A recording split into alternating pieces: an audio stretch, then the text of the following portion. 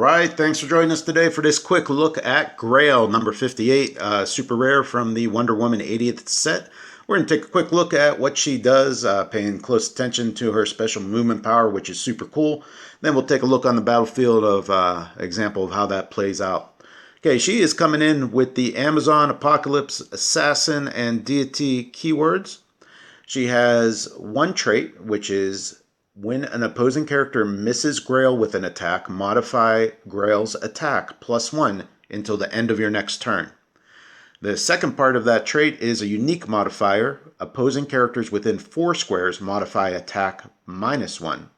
So somebody comes in, attacks her within 4 squares, they're going to have a -1 to their attack, makes her a little bit harder to hit. They miss, then she's going to have a +1 to her attack until the end of your next turn.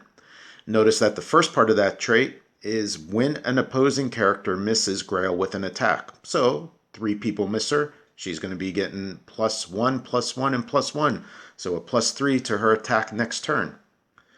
Okay, her special movement is a pretty cool power that we're going to break down so you can see how it actually plays out. What it is charge. When she uses it, after move-in, you may choose a standard opposing character whose square she moved through and place that character adjacent to her. Okay, keep in mind it does have to be a standard character, so you won't be able to do this with any non-standards.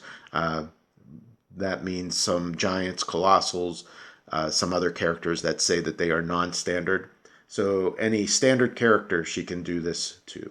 Okay, let's take a look at the back of a card. There's a preview of who she's going to be going up against today.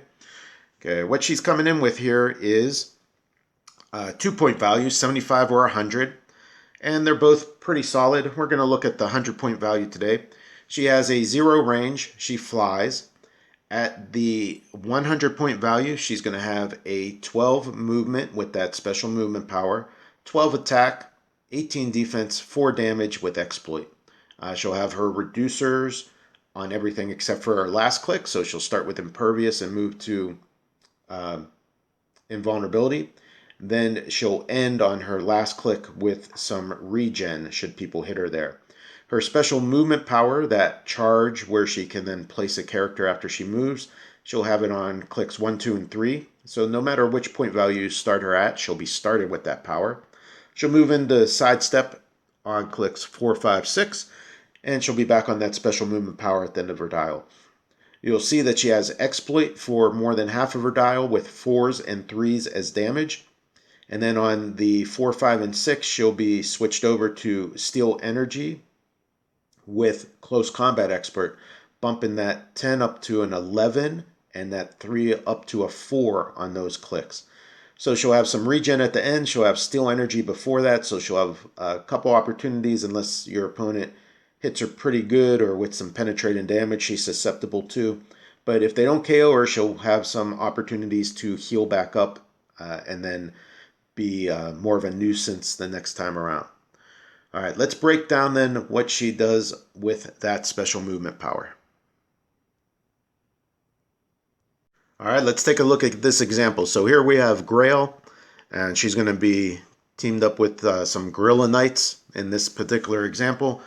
Over here is her opponent, which is Juggernaut.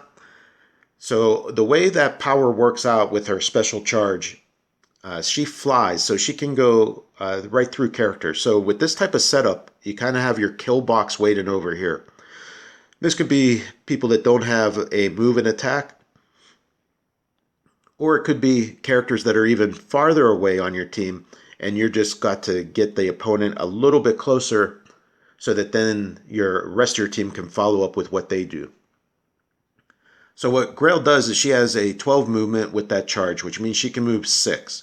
So this would be kind of a good placement for her. She could go 1, 2, 3, fly in through Juggernaut, doing charge, 4, 5, 6, and right where she's at.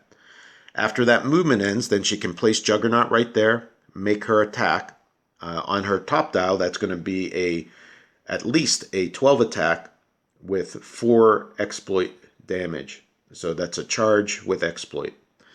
Okay, and then Juggernaut's sitting there for a follow-up from the rest of the teammates. So it's a cool way to pull them into your kill box or to pull them closer so that the rest of your team can go to work on the biggest threat. Okay.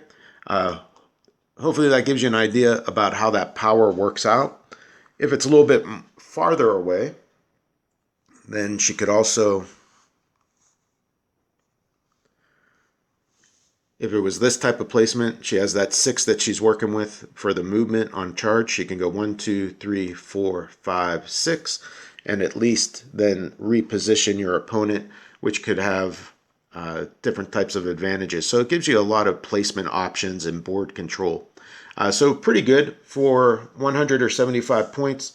It can really bust up your opponent's formations depending on how you set up your team. She can be a character. There's not many of them in Modern now that can do that type of thing, where they can grab and then pull somebody and place them somewhere else on the map. All right, let me know what you think in the comments below. Let me know if you played this character and what you think of her. I think she's pretty fun. All right, thanks for watching today. Check it out.